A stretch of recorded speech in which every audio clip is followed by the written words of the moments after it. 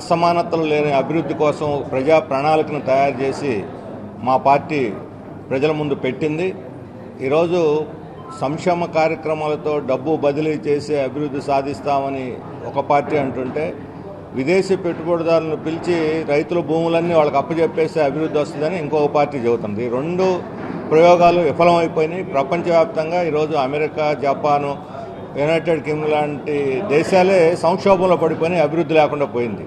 అందుకని అభివృద్ధి సాధించాలంటే ప్రజలకు ఉపాధి కావాలి, వాళ్ళకి చదువు కావాలి, వ్యవసాయం చేసే వాళ్ళకి భూమి కావాలి, పరిశ్రమలు పెడితే అభివృద్ధి జరుగుతుంది.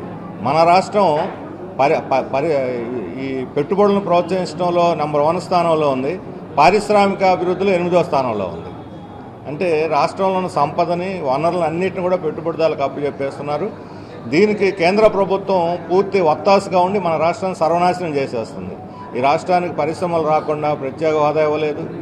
ఇక్కడ మన ఉత్తరాంధ్రకి వెనుకబడిన ప్రాంతం అయినప్పటికీ కూడా ఇక్కడ ప్రత్యేక ప్యాకేజ్ ఇస్తామని మాట తప్పింది మోడీ ప్రభుత్వం. ఈ మోడీ ప్రభుత్వానికి వైసీపీ పార్టీ, తెలుగుదేశం పార్టీ ఇద్దరు కొమ్ము కాస్తున్నారు. వాళ్ళకు పూర్తిగా వాళ్ళ పల్లకి మోస్తూ మన రాష్ట్ర ప్రయోజనాలను వాళ్ళకి పణంగా పెట్టేశారు.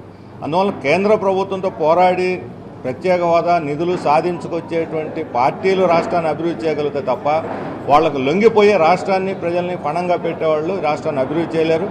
ఏ పార్టీ బీజేపీ ఈరోజు రాష్ట్రాన్ని ద్రోహం చేసిందో ఆ బీజేపీతో పోయి ఈరోజు తెలుగుదేశం, జనసేనలు అంటగాగుతున్నాయి.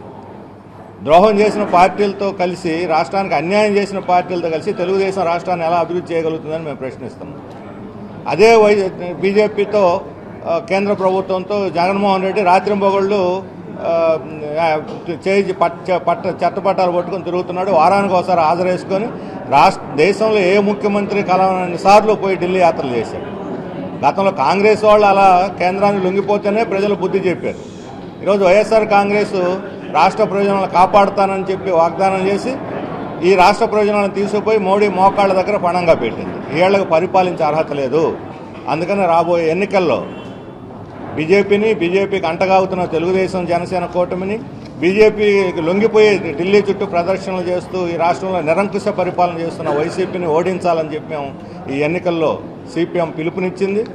మేము ఈ పిలుపుకి అనుగుణంగా కలిసి వచ్చేటువంటి పార్టీలతో కూడా కలిసి, అది సిపిఐ కావచ్చు, ఇతర బీజేపీ ఇతర లౌకిక పార్టీలు ఉన్నాయి, ఇలాంటి వాళ్ళందరితో కలిసి మేము సిపిఐ, సిపిఎంలు రేపు 20వ తేదీ విజయవాడలో రాష్ట్ర సదస్సు నిర్వహిస్తున్నాం.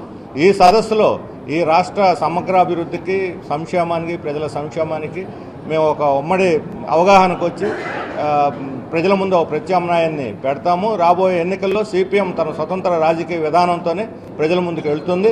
ఇది మాత్రమే శ్రీకాకుళం లాంటి, ఉత్తర ఆంధ్ర లాంటి వెనుకబడిన ప్రాంతాల అభివృద్ధికి సరైనటువంటి ప్రణాళికతోటి అభివృద్ధి చేయడానికి అవకాశం ఉంటుందని చెప్పి మేము భావిస్తున్నాం. ప్రజలు మా వామపక్ష లౌకిక శక్తుల్ని బలపరచాలి. ఎన్నికల్లో కేంద్రంతో కొమ్మక్కై రాష్ట్రానికి నష్టం చేస్తున్నటువంటి వాళ్ళ ద్రోహుల్ని ఓడించాలని చెప్పి మేము ఎన్నికల్లో పిలుపు ఇవ్వబోతున్నాం.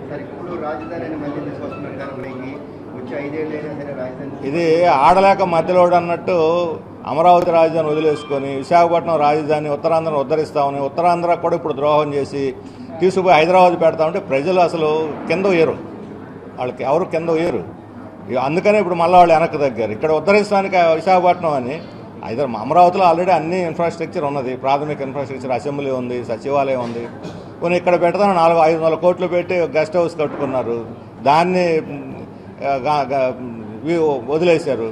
ఇప్పుడు జనాన్ని చెవులో పూలు పెట్టాలని తప్ప ఇంకోటి కాదు. మొత్తం వాళ్ళ ఫెయిల్యూర్ని పక్కదారి పట్టించి అజెండాని దారి తప్పించడానికి చేస్తున్నటువంటి తప్ప హైదరాబాద్, తెలంగాణ, ఆంధ్ర ప్రజలు రేపటి నుంచి కొట్టుకోవాలి హైదరాబాద్ మీద మాది అని. ఈ సందట్లో వీళ్ళ ఫెయిల్యూర్ని మర్చిపోతారనేటువంటి దుర్బుద్ధి తప్ప ఇంకోటి లేదు. ఎట్టి పరిస్థితుల్లో హైదరాబాద్ మరలా తిరిగిపోయే సమస్య లేదు. అమరావతి మన రాజధాని.